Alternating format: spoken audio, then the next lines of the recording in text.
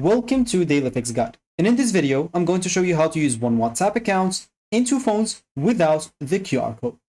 So as an example, I'm logged in on WhatsApp on one device, and I want to log in to the same example account on another device. Let's say it's the one that I'm showing you at the moment.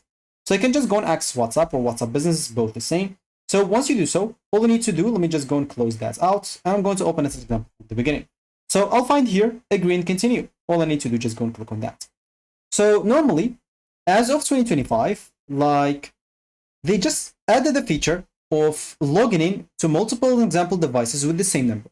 So you can just go and enter that number, and they'll send you a code on the first device that you are already connected into WhatsApp. Once you go and they send you the code, you'll have to enter it back right here. Then you'll have to go and click on next and agree, and just go and start with your device. But of course, you would like to choose once they ask you.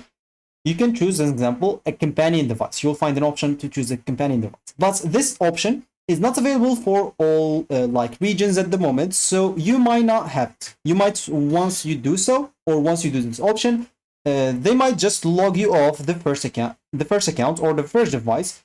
If they do so, that means the feature is not available for you at the moment. So the only other option that is available at the moment is just the QR code. Once you go and click on agree and continue, just go and click on the three dots at the top right corner and click on link as a companion device.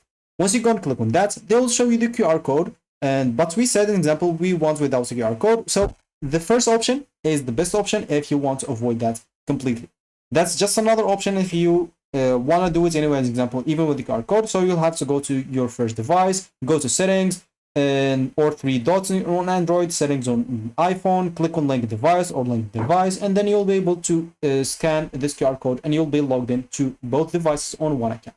So that should be it for me in this video. Thank you for watching and goodbye.